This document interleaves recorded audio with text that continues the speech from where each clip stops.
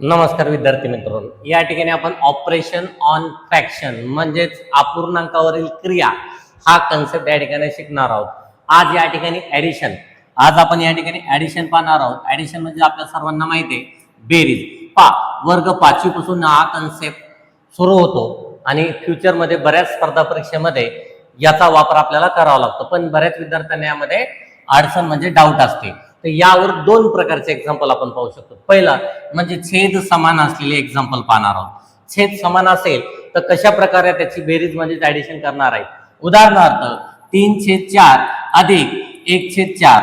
आता जर तुम्ही या ठिकाणी पाहिलं तर दोन्ही अपूर्णांकाचा छेद समान आहे, म्हणजे these two fractions are like, म्हणजे समछेद अपूर्णांक असे या ठिकाणी म्हणतो। मग समछेद असेल तर जेव्हा छेद सारखा असतो तेव्हा छेद जशाला तसा लिहायचा।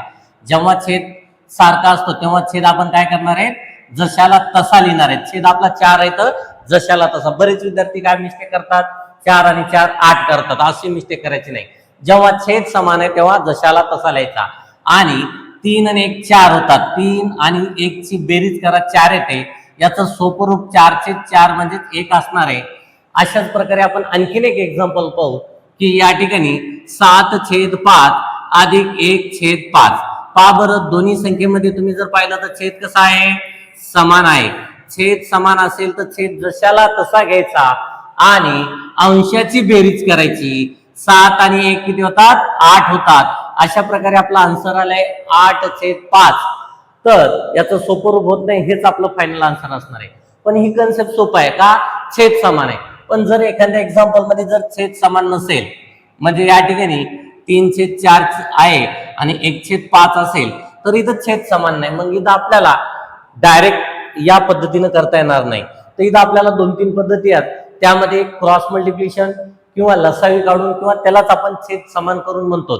तर छेद समान करून कसं करता येईल, छेद समान करायचा म्हणजे काय करायचं, या पूर्णांकाला एका संख्येनं कोणत्या तरी अशा संख्येनं गुणायचं, याला पण एका संख्येनं अशा संख्येनं गुणायचं, त्या गुणल्यानंतर दोन्हीचा छेद आपल्याला समान मिळेल अशा संख्येनं त्या ठिकाणी आपल्याला गुणायचे। मग कोणत्या संख्येनं गुणायचे पहा, तर आपल्याला या ठिकाणी नीट जर लक्ष दिलं तर या संख्येला या 5 न गुणायचं असतं, याच्या छेदाने याला गुणायचं, म्हणजे अंशाला सुद्धा 5 न गुणा। त्याचबरोबर याला सुद्धा गुणा लागणार आहे, या 5 ला ह्या 4 न गुणायचे, 4 न गुणायचे। मग छेदाला गुणलं तर अंशाला सुद्धा गुणा लागतं, कारण की ती नंबर चेंज होत नाही। जर आपण अंशाला आणि छेदाला जर सेम नंबरनं गुणलं, इक्विव्हॅलेंट फ्रॅक्शन म्हणजे सममूल्य अपूर्णांक असं त्या ठिकाणी आपण म्हणू शकतात। मग या ठिकाणी याचं कॅल्क्युलेशन काय येते ते पहा, या दोन्हीचा गुणाकार केला तर 4×3 15 प्लस, आणि या दोन्हीचा गुणाकार केला तर 4×5 20 प्लस, त्यानंतर 4×1 4, छेदाचा गुणाकार येणार आहे 20। आता दोन्हीचा पण छेद कसा झालेला आहे, समान झालाय। मग छेद समान झालाय तर छेद जशाला तसा 20, आणि अंशाची या ठिकाणी बेरीज करा। अंशाची बेरीज केली तर या प्रकारे 19/20 असं करता येतं। हा झाला छेद समान करून, याला आपण लसावी मेथड सुद्धा म्हणू शकतो।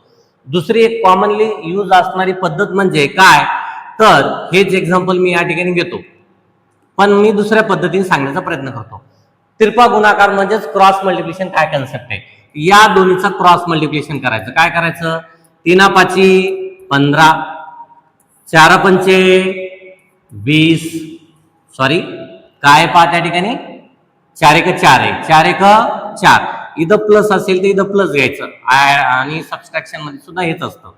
तर आणि आता पहा, या दोन्हीचा गुणाकार केला 3×5 15 आणि 4×1 4, मग छेदाचा सुद्धा गुणाकार करा, या छेदाचा सुद्धा गुणाकार करा, 4×5 20। आपला आन्सर पहा काय आलंय, 20 जशाला तसं, आणि 15 आणि 4 19 होतात। पहा हे दोन्ही उत्तर सेम आले, दोन्ही पद्धतीनं उत्तर सेम आलेत। अशाच प्रकारे नवीन नवीन व्हिडिओ पाहण्यासाठी आसान आहे लर्निंग विथ रोडगे सर या यूट्यूब चॅनलला लाईक, शेअर आणि सबस्क्राईब करायला विसरू नका। धन्यवाद।